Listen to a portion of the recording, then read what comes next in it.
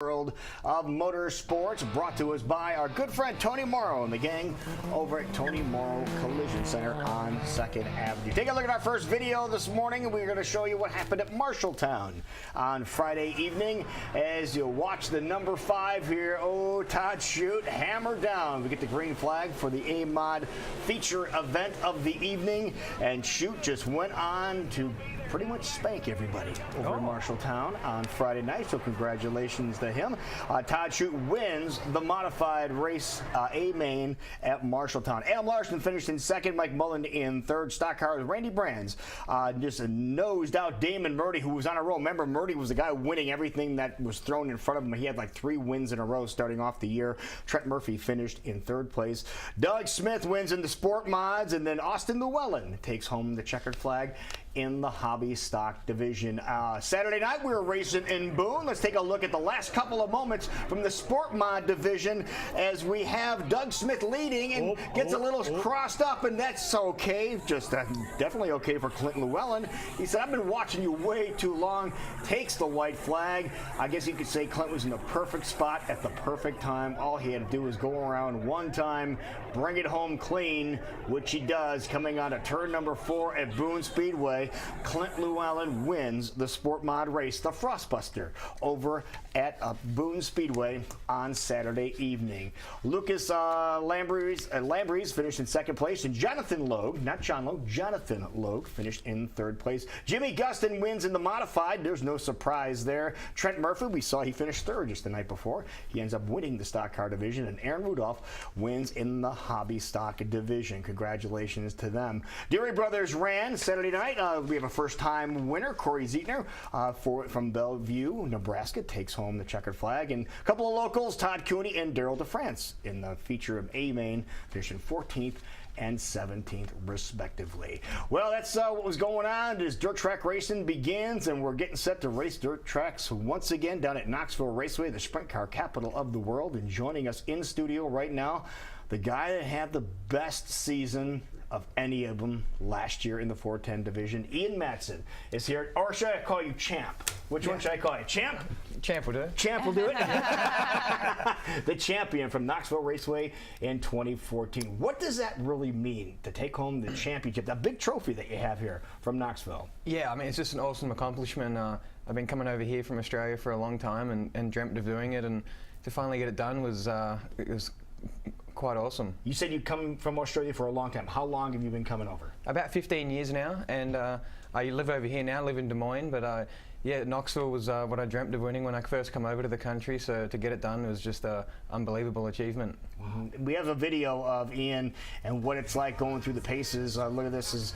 You can see all the gear that you have to stay safe in one of these vehicles, but why is racing a sprint car in the States so important?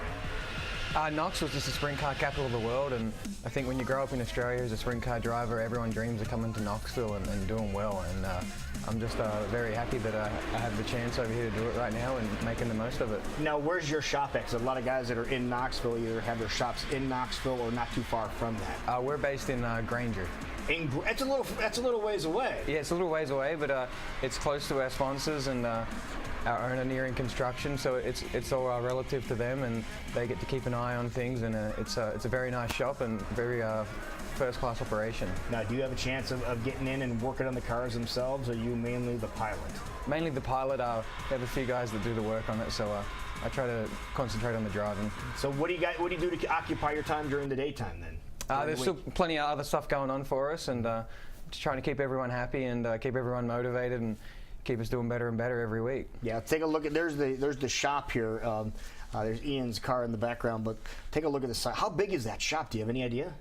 No idea. No, you could park a tractor in there, couldn't you? Big enough. Yeah, we actually can. We get our tractor and trailer in there, and you pull it right in. We back it right in. Yeah, so it's nice in the winter. That is really cool. What's the season like in Australia, and where do you go when you race there?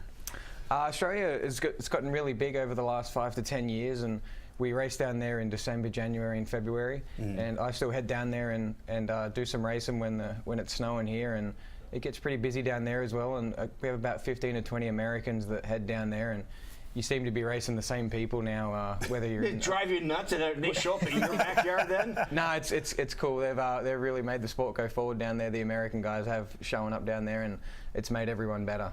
Now, do you guys go the same direction, or do you guys go backwards? Same direction. Same direction? Yep. Because somebody, it's the new year coming, they want me to ask you that. Honestly, I don't know. I'm sure I thought it was the same way. Yeah, same. Everything's the same. So you pretty much take a operation from over here straight down there, and all the same rules and everything. All right, now we hear Ian Madsen, now the 410 champion at Knoxville, but there's another Madsen floating around. Who's that? It's my older brother, and he was the Knoxville champion in about '05 as well. So we've both done it, which is a really cool achievement. Now, who do you think is your everybody has a rival when it comes to on track. You know, when you see anything on TV, they're saying these two guys don't get along, or these two guys on the track don't get along. Maybe they get along famously in person, but on the track, they want to beat each other bad. Do you have any of those at Knoxville? Not probably a few of them. A few of them, yeah. Not just one.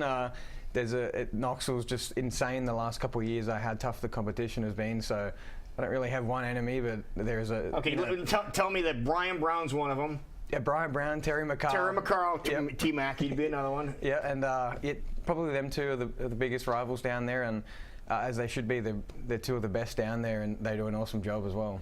Now, when you first came over and you were running with the sprint cars, you know, racers are notorious for, you know, wanting to beat you real bad, but they also will help you when you're starting to drive. Who gave you some assistance of how to handle the car and things like that when you first got here?